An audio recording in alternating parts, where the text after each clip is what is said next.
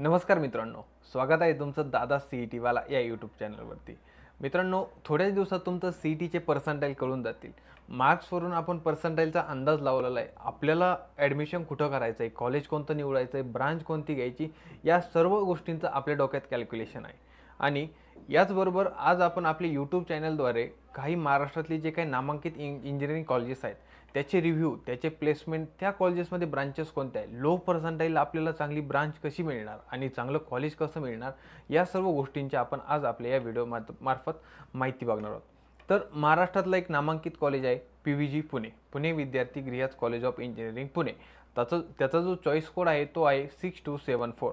या कॉलेजेसमध्ये फॅकल्टी कशी आहे, प्लेसमेंट कशा आहेत, लायब्ररी आहे की नाही, हॉस्टेल आहे की नाही, या सर्व गोष्टी आज आपण या व्हिडिओमार्फत बघणार आहोत। तर सुरुवात करूया। सगळ्यात महत्त्वाची गोष्ट म्हणजे आपली राहणे खाण्याची व्यवस्था काय आहे। तर या कॉलेजेसमध्ये हॉस्टेल आहे, त्याचबरोबर कॉलेजमध्येच मेस वगैरे या सर्व गोष्टी आहेत। कॉलेजच्या हॉस्टेलची फी वार्षिक 45,000 आहे। त्याचबरोबर जी काही लायब्ररी आहे ती वेल फर्निश आहे। जे काही फॅकल्टी मेंबर्स आहेत ते वेल एज्युकेटेड आणि हायली एज्युकेटेड आहेत। त्याचबरोबर ते मुलांना खूप मार्गदर्शन देखील करतात। आता दादा, तुला कसं माहिती की PVG पुणेमधले जे काही फॅकल्टी मेंबर्स आहेत ते वेल एज्युकेटेड आहेत, ते हेल्पफुल नेचरचे आहेत? तर त्याच कॉलेजचा मी एक विद्यार्थी आहे। मी आता सेकंड इयर इलेक्ट्रिकल ब्रांचमध्ये शिकत आहे।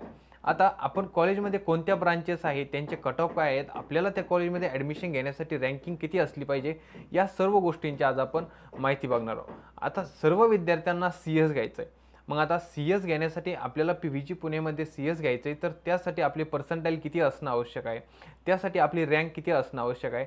तर मित्रांनो, आपल्याला जर त्या कॉलेजमध्ये CS घ्यायचं असेल तर आपल्याला 97.78% आहे आणि आपली जी काय रँकिंग आहे ती 5800 प्लस असली पाहिजे। आता त्याच कॉलेजमध्ये मला IT घ्यायचं आहे, तर ITसाठी आपली जी काही रँकिंग आहे ना, तर ती आपल्याला जवळपास 7000 च्या कमी असली पाहिजे आणि आपले जे काही पर्सेंटाइल आहेत ना ते 97.73 असले पाहिजे।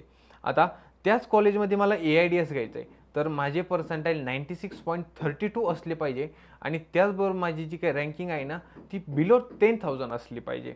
आता सगळं मुलांना, काही मुलांचं असं असतं की माझे पर्सेंटाइल कमी येतात हे पण मला कॉलेज चांगलं पाहिजे। तर या कॉलेजेसमध्ये आपल्याला इलेक्ट्रिकल, मेकॅनिकल, प्रिंटिंग अशा ज्या काही ब्रांचेस आहे ENTC, तर त्या कमी पर्सेंटाइलला मिळू शकतात। आता इलेक्ट्रिकलचा कट ऑफ किती आहे? 79.39 आणि आपली जी काही रँकिंग, आपल्याला जी काही रँकिंग पाहिजे या कॉलेजेसमध्ये ॲडमिशन घेण्यासाठी आहे ती आहे म्हणजे बिलो 49,000। आता या कॉलेजेसचा जर आपण ENTCचा विचार केला तर ENTCसाठी कट ऑफ किती आहे? 92.90 आणि आपली जी काय रँकिंग असली पाहिजे ती बिलो 17,000 असली पाहिजे। आता याच कॉलेजमध्ये जर आपल्याला मेकॅनिकलमध्ये करिअर करायचं आहे तर आपल्याला पर्सेंटाइल जवळपास 86 पर्सेंटाइल पाहिजे आणि आपली जी काय रँकिंग आहे ना ती म्हणजे 33,000 बिलो असली पाहिजे। आता या कॉलेजचं एक वैशिष्ट्य म्हणजे या ठिकाणी महाराष्ट्रातली एक नंबर प्रिंटिंग ब्रांच आहे, तर त्या ब्रांचचा कट ऑफ फक्त आणि फक्त 21 पर्सेंटाइल आहे। आता ज्या मुलांना लो पर्सेंटाइल आहेत आणि त्यांची इच्छा असं आहे की मला पुण्यातले नामांकित कॉलेजेस ज्या ठिकाणी ॲडमिशन घ्यायचे पर्सेंटाइल कमी आहेत, तर अशा जे काही इलेक्ट्रिकल, मेकॅनिकल ब्रांचेस आहेत तर त्या तुम्ही चूज करू शकता। आता त्याचबरोबर या कॉलेजेसचं लोकेशन कुठं आहे? तर या कॉलेजचं लोकेशन आहे पर्वती पायथा, नियर स्वारगेट। आता आपल्या सगळ्यात महत्त्वाचं आहे की आपण इंजिनिअरिंग करतोय, कॉलेज निवडतोय, ब्रांच निवडतोय, पण आपल्याला 4 वर्षानंतर पाहिजे ती प्लेसमेंट। तर या कॉलेजचं ॲव्हरेज पॅकेज जे आहे प्लेसमेंटचं ते आहे 5 लाख आणि हायेस्ट पॅकेज जे आहे ते 20 lakhs अराउंड।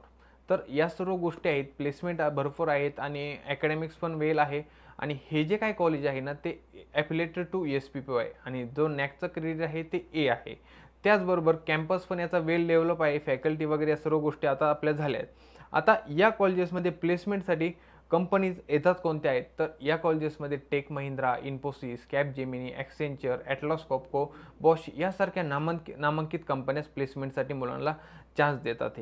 आता दादा, मी CSIT तर मला या कॉलेजेसमध्ये भेटलं नाही, तर मी इलेक्ट्रिकल, मेकॅनिकल जर घेतलं तर ज्या काही CSITला कंपन्या येतात तर त्या कंपन्या मला अलॉट करतात की कॅम्पस प्लेसमेंटसाठी?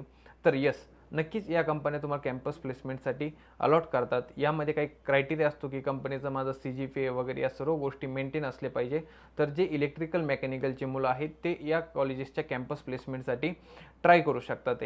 आणि याचबरोबर जो काही कॉलेजचा कट ऑफ आहे तो कॅप राऊंड 1 मध्ये कन्सिडर केलेला आहे। या कॉलेजचं जे काही फर्निश डेव्हलपमेंट आहे किंवा जे काही नेचर आहे ते खूप ॲटमॉस्फिअर जे आहे ते खूप व्यवस्थित आहे आणि या ठिकाणी आपल्याला ॲडमिशन घ्यायला काही अडचण नाही. आता त्याचबरोबर PVG पुणेचा जो चॉईस कोड आहे तो 6274 आहे. आता PVG पुणेची दुसरी एक ब्रांच आहे ती म्हणजे नाशिक. आता ऑप्शन फॉर्ममध्ये चूज करताना आपल्याला PVG पुणे म्हणजे आपल्याला कसं ओळखायचं की PVG पुणे आणि नाशिकमध्ये जर आपल्या चुका जर झाल्या तर यासाठी आपल्याला चॉईस कोड लक्षात ठेवायचा, तो म्हणजे 6274.